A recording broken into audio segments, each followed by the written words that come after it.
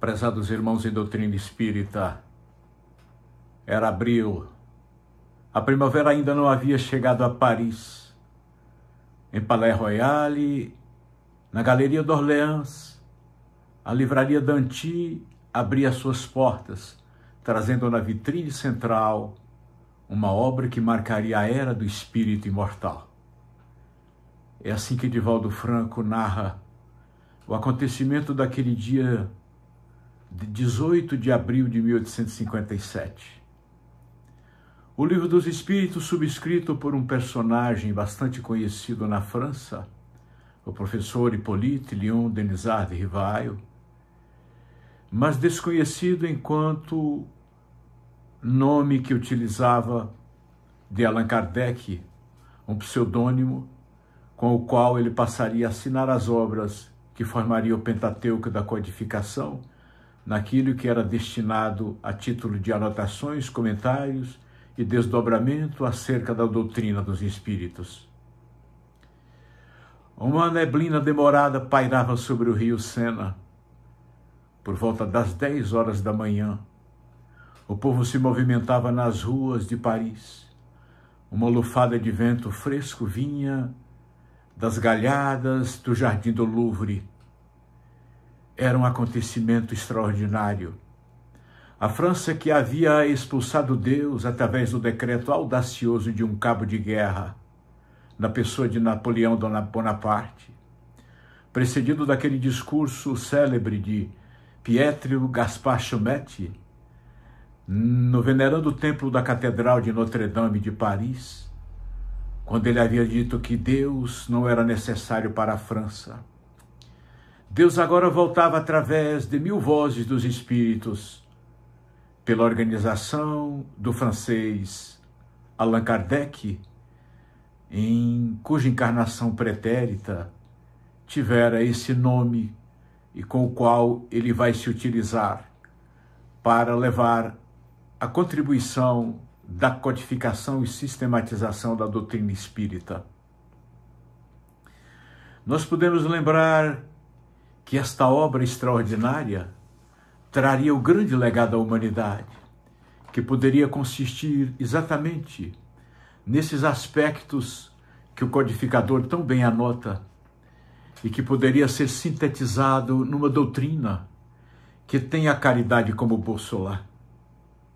E é exatamente esse suporte ético, moral, cristão, que vai dar substância fundamental ao pensamento da filosofia, que traz a própria lei de causa e efeito como um desdobramento causal dentro da lógica de todas as coisas do universo e da própria senda da existência humana no seu drama evolutivo. Mas Kardec, acima de tudo, nesta síntese gloriosa do pensamento humano, que por assim dizer é o fermento divino de todas as culturas, a alma sublime de toda a filosofia, encerra como decorrência, parafraseando Emmanuel, aquilo que poderíamos dizer uma ciência onde mora a fé. A fé, a sublime qualidade dos que jamais deixarão de acreditar na força superior do bem. E os companheiros nos lembravam então como poderia se entender a lei de causa e efeito em doutrina espírita para sermos consentâneos com o codificador. Assim como se entende a própria lei da física, porque a doutrina é, acima de tudo, científica. No indagar filosófico, nós diremos que a física existe também dentro do comportamento humano, enquanto lei de ação e reação. Aquilo que nós emitimos com a mente, nós temos um feedback de atração magnética por padrão vibratório, por exemplo, com espíritos do mesmo diapasão, superiores ou inferiores, de acordo com o tipo de pensamento, já que diariamente nós pulsamos mais de 90 mil pensamentos e nos recordamos de poucos deles, mas podemos dizer que 90% desta quantidade são pensamentos triviais, repetitivos, que não terminam, não chegam a um ponto. Daí é necessário entendermos o que é a lei de causa e efeito na frequência mental. Porque se emitimos ondas, geramos uma psicosfera de atração irresistível dentro da lei de causa e efeito. Semelhante atrairá semelhante, assim como na física comum, os globos orbitam em torno de estrelas. Dentro do campo gravitacional de atração magnética, de propulsão semelhante pela capacidade e tamanho das forças físicas dos astros, com as estrelas em torno das quais fazem as suas elipses, a nossa mente igualmente propulsiona pensamentos que fazem gravitar em torno da cabeça, onde está a mente, em torno do nosso corpo, onde se encontra a realidade objetiva, os espíritos que naturalmente vão refestelar com o tipo de magnetismo emitido pelo campo mental. O codificador nos traz, portanto, uma grande contribuição quando nos chama à fé na sua doutrina, porque só a fé, conduzida por uma prece fervorosa, poderá acessar as camadas imarcessíveis do mundo maior. É através da mente levada por esta certeza, esta vontade de querer, este pleonasmo, que quer dizer uma fé inabalável que pode encarar a razão face a face em todas as épocas da humanidade e que jaz morando dentro de um sentimento melhorado em nós, que estamos carregados desta força, desta bondade de querer sempre estar dentro do campo do bem, mesmo que hoje nós sejamos apenas um pouco melhores do que fomos ontem, mas candidatos que nos colocamos a amanhã sermos melhores do que hoje, na proposta da nossa evolução, para vencermos as próprias paixões achatadoras e entendermos no processo de autoanálise que nós poderemos amanhã reinsetar a jornada, evitando cometer os erros que cometemos ontem, para sermos cada dia melhor e vencer e domar as más inclinações, que é uma grande contribuição filosófica de ordem científica, de lei de causa e efeito, para que amanhã não venhamos a sofrer as consequências das nossas atitudes, porque Jesus teria dito que não se colhem figos de abrolhos. Quem plantou espinho naturalmente terá a semeadura e provavelmente voltará de pés descalços para colher os respingos dos espinhos deixados no caminho. É da lei de ação e reação. Nós podemos entender com o codificador, sobretudo a colocação de ordem, que é uma filosofia que propõe e que tem como bússola este aspecto moral, exatamente de caritas, palavra grega trazida de primeira vez como neologismo pelo apóstolo Paulo, que quer dizer amor em ação, para sermos consentâneos com a carta de Santiago, que diz que a fé sem obras é morta, para entendermos definitivamente que esta filosofia deve ser a filosofia que traduza o Cristo redivivo do tempo das verdades apostólicas. Nestes tempos em que as igrejas disputam lugares com as farmácias dos endereços mais importantes da cidade, e que nós então também estaremos dividindo com os centros de estudos espíritas os nossos postos de ensinamentos na escola doutrinária, deveremos ter o cuidado de entender qual o verdadeiro sentido da palavra amor, segundo a entendia Jesus: benevolência para com todos, indulgência para com as imperfeições alheias e perdão das ofensas. Entendemos que a casa de Deus está dentro em nós, onde está escrita a lei do Criador, e que não serão templos que se faça aqui ou ali, custando 2,5 bilhões de reais, porque estes todos, como aquele feito como réplica do Templo de Salomão em São Paulo, merecem o respeito, a referência meramente comparativa e não crítica. Mas Jesus teria dito, quando viu as colunatas do Templo de Salomão em Jerusalém, por volta do ano 33, quando ele seria crucificado, ele profetizou: não ficaria pedra sobre pedra, porque ele próprio, o Cristo, pregava na encosta de uma montanha ou no platô do Monte Corohatim, contemplando o espetáculo do entardecer em Tiberíades, ou da planície na claridade da areia da praia em Cafarnaum.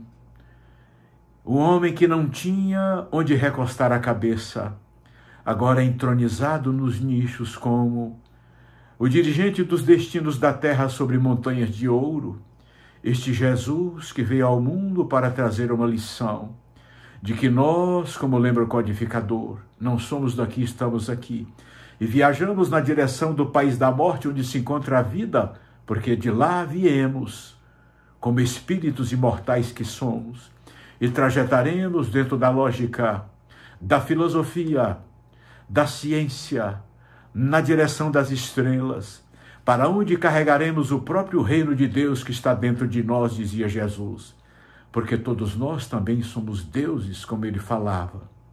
Nós que viemos da era da pedra, nós que jazemos na intimidade profunda das águas, nós que dormíamos no reino mineral, nós que sonhamos no reino vegetal, que saímos das águas nos plantos para ganharmos as planícies e os planaltos, os platôs da terra firme, e transitamos pelo reino animal, onde nós sentimos, até que adquirimos a emancipação para a condição de antropóide, onde já o espírito encarnado pôde pensar, mas raciocinar com razão só nos últimos 40, 50 mil anos, enquanto o Homo sapiens, hoje o Homo virtualis. Entendemos que a trajetória é na direção da pluralidade dos mundos habitados, porque há muitas moradas na casa do Pai, se assim não fosse, ele nos teria dito, ele, o Cristo planetário governador. Para entendermos com Kardec, este Kardec que, pelo menos nas últimas 6 encarnações, veio sendo preparado para a grande missão de ser o apóstolo do Espiritismo. Ele, por exemplo, 3.300 anos antes de Cristo, era Amenófis, esta anotação que trouxemos aqui, um ilustre sábio, sacerdote da casa do faraó Sete I. Este Kardec estaria antes de Cristo, entre 427 a 347, na figura de um discípulo de Sócrates, ele teria sido Platão, encarregado de anotar toda a sabedoria da filosofia do pensamento grego deixado por Sócrates, que é o precursor do cristianismo e do espiritismo, como anota o codificador em notas históricas. Este Platão que vai nos falar da teoria das ideias, repetindo o seu mestre, nós viemos de lá, o nosso corpo é um cárcere da alma. Platão poderia lembrar, Kardec em Platão reencarnado, que, em verdade, nós não morremos nunca, vivemos um processo de paligenesia, nascemos, crescemos, morremos, desencarnamos, para adaptarmos ao neologismo criado por Kardec na codificação de 1857. Nós reencarnamos para lembrar o diálogo de Jesus com Nicodemos, um homem sendo grande volta à barriga de uma mulher e nasce de novo da carne e do espírito. Platão teria oportunidade de dizer aos seus juízes na Ágora, a praça pública em Atenas, que na verdade ele não poderia ser expatriado da sua terra, porque para onde quer que ele fosse, ele levaria a si mesmo. Inclusive, morrendo, ele levaria a sua alma para a estação própria da sua condição evolutiva em alma, o que vem corroborar a doutrina dos espíritos, e em vários pontos anotados pelo codificador, bem ali na introdução do Evangelho segundo o Espiritismo. Este Allan Kardec, de 1857, que teria sido propriamente Allan Kardec, cerca de 50 anos antes de Cristo, vestindo a batina de um sacerdote druida. Fora ele, dentre os druidas, que não se limitavam à ação apenas à religião, eles eram um povo que acumulavam também a função de juízes, professores, médicos, conselheiros militares e guardiães da cultura céltica, entre os celtas. Adotou posteriormente o mesmo nome, Allan Kardec, em 57, para se recordar, fazer uma homenagem à sua própria encarnação, já que os espíritos na codificação disseram que ele teria sido aquele Kardec que teria sido também, depois, Quirilius Cornélius, durante a passagem de Jesus Cristo pelo mundo. Esse centurião romano foi designado pelo governador da Judéia para vigiar Jesus. Ficou tão surpreso com tantos ensinamentos do mestre que passou de observador a seguidor do Cristo. Mais tarde, quando Jesus foi preso, foi designado Quirinius Cornélios para tomar conta de sua cela, ocasião em que teria oferecido sua armadura para que Jesus pudesse fugir. E nós até então perguntamos, Jesus teria passado na cela antes de ser interrogado pelos sumos sacerdotes? Depois de presos pelos soldados, foi colocado num compartimento de momento. Mas Jesus não aceitou e teria dito a Cornélios que chegaria a hora em que o centurião daria a vida por ele, o que se concretizou na encarnação seguinte, porque após a crucificação de Jesus, Quirínio se retirou para uma montanha e tornou-se um eremita, adotando o nome de Pai João. Muitas pessoas o teriam procurado durante dificuldades para ouvir um pouco de sua sabedoria e ensinamentos do Mestre. Ele teria também sido, na noite retrospectiva dos séculos, João Rus, que nasceu em 1369, em Constança. Ele morreria em 6 de julho de 1415. Sacerdote, mártir e reformador tcheco. Pregava que os documentos sagrados pudessem ser traduzidos para a língua local, para que todos pudessem entender. Da mesma forma, João Rus dizia que as missas pudessem ser rezadas na língua local, que as pessoas pudessem se dirigir a Deus diretamente, não sendo apenas privilégio da igreja. Foi João Rus que veementemente bradou contra a venda das indulgências, que vai culminar no processo das 95 teses de Lutero na Catedral de Worms. E João Rus, em especial, atacava a questão do perdão de todos os pecados mediante um pagamento em dinheiro estipulado pela Igreja Romana. Por essas razões, foi ao Concílio de Constantinopla e lá foi acusado de heresia. Como não aceitou pedir perdão, Rus foi condenado à fogueira, juntamente com todas as suas obras traduzidas. Já na fogueira teria dito João Rus: de bom grado vou confirmar, com meu sangue, a verdade sobre a qual tenho escrito e pregado. Joana d'Arc daria esse testemunho adiante, quando, abraçando a cruz de Jesus, teria confirmado que ela ouvia e via espíritos, mas voltando às encarnações do professor Hipólito Denisard Rivaio, que em 57 assina com o pseudônimo de Kardec. Este educador, escritor e tradutor francês, agora sim, que vai desencarnar em 31 de março de 1869, este professor Rivaio, sob o pseudônimo de Kardec, notabilizou-se como codificador do Espiritismo, neologismo por ele criado, recordamos. Desde tenra idade, o professor Rivaio, o menino Rivaio, já se mostrava notável.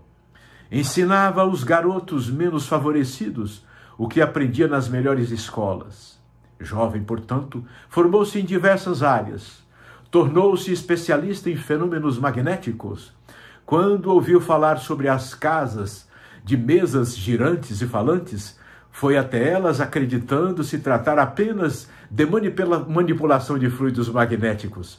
Mas se surpreendeu ao constar que pessoas simples eram porta-vozes de informações extremamente sábias e concluiu que essas informações realmente eram provenientes de espíritos. A partir daí, passou a dedicar-se totalmente a esses contatos, escrevendo diversas obras fundamentais para o estudo da doutrina espírita, tais como o Livro dos Espíritos, a que nos referimos, o Livro dos Médiuns, o Evangelho segundo o Espiritismo, o Céu e o Inferno, a Gênese e obras outras, o que é o Espiritismo, que vão integrar-se ao Pentateuco da doutrina espírita.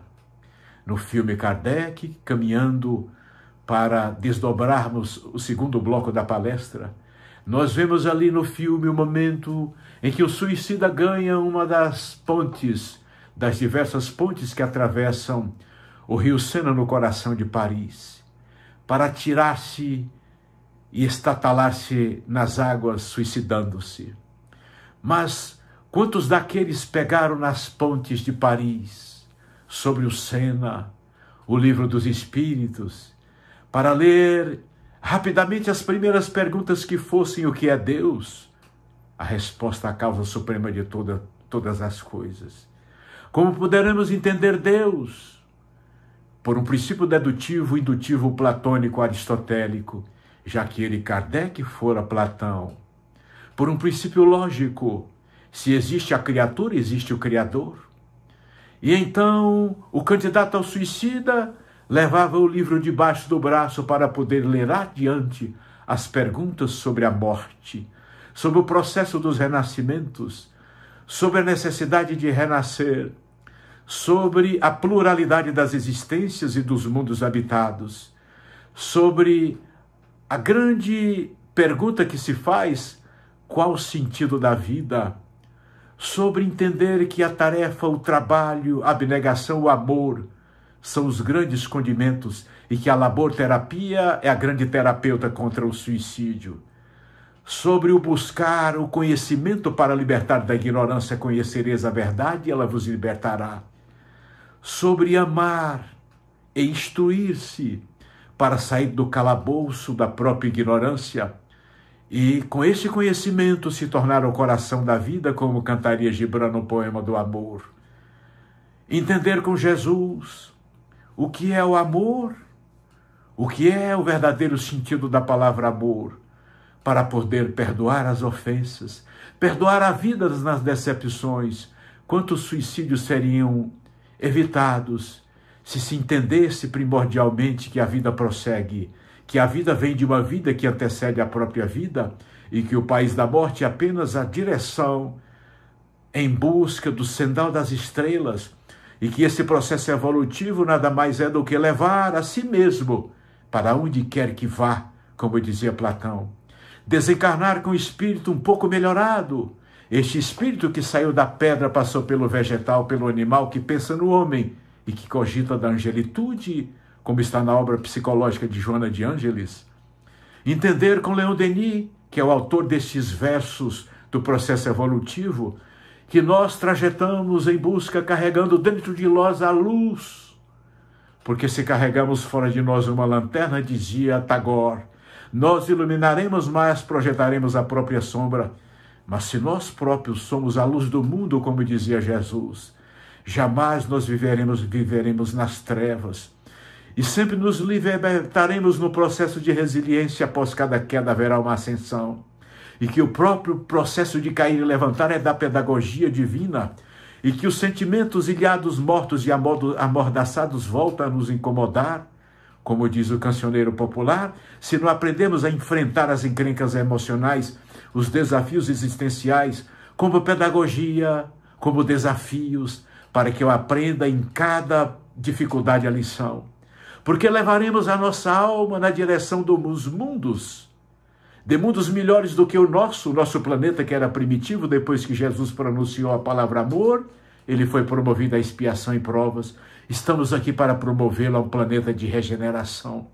Como eu poderei chegar ao reino dos céus, se não carregando a mim mesmo para onde quer que eu vá, tal qual eu sou? Se eu adquirir, depois do estado de humanidade no sentimento, nós que trajetamos do primitivismo, passamos pelo campo das sensações, onde ainda estagiamos, poderemos chegar à iluminação do sentimento e carregar esta luz interior que vai gravitar em torno de planetas, de estrelas mais adiantadas, como a Alcíone no complexo do Touro, dentro do sistema de Sírios, de onde veio o espírito Alcíone, terráqueo como nós, para buscar o seu grande amor Pólux, como está na obra Renúncia, para nos dizer que a vida prossegue em outros globos, onde nós habitaremos de acordo com o padrão evolutivo que adquirimos aqui na Terra. É assim que nós chegaremos ao reino dos céus, viajando com as asas da angelitude que tenhamos conquistado com as nossas atitudes, com as nossas palavras que deverão corresponder às nossas atitudes, senão elas de pouco valerão, com a mudança que gostaríamos de ver no mundo que já fizemos em nós. Se ainda não podemos fazê-la, nós hoje já somos melhores do que ontem, pelo menos. Num processo de ascese espiritual, até que um dia eu chegue a habitar um globo onde não haverá necessidade de corpo físico, como Marte, por exemplo, como esses outros gigantes do sistema local solar, como Plutão, outros globos onde não se encontraram humanidades encarnadas, as sondas lançadas da Terra não detectaram vida física até o momento onde chegaram, senão no globo local, a Terra. Porque, por exemplo, em Marte temos Marciópolis, descrita por Humberto de Campos na obra Novas Mensagens, sob o pseudônimo de Irmão X. E lá ele encontra cidades inteiras, ruas, bulevares, avenidas largas. Mas as sondas não encontraram humanidade física, há uma humanidade espiritual. Nós viajaremos até os mundos felizes, os mundos de espíritos puros, e nestes últimos, efetivamente, não há necessidade da encarnação. Os mundos onde não haverá deuses depois que o nosso espírito estiver apropriado a migrar para estes mundos, dentro da escumilha da noite, dessa poeira que dorme no chão do firmamento, como dizia Castro Alves. Um dia todos nós seremos anjos. E devo então caminhar para o encerramento, lembrando que o codificador deixou para a humanidade este grande acervo transformador, que modificou o modo de ver, que vem desbancando a ciência materialista, que vem provando por fenômenos científicos a existência do plano espiritual, que vem desdobrando-se através dos físicos quânticos, que não gostam de espiritualidade, mas que dão toda a ferramentação científica para provar exatamente a espiritualidade. Allan Kardec, o missionário do espiritismo. Allan Kardec e as mesas girantes.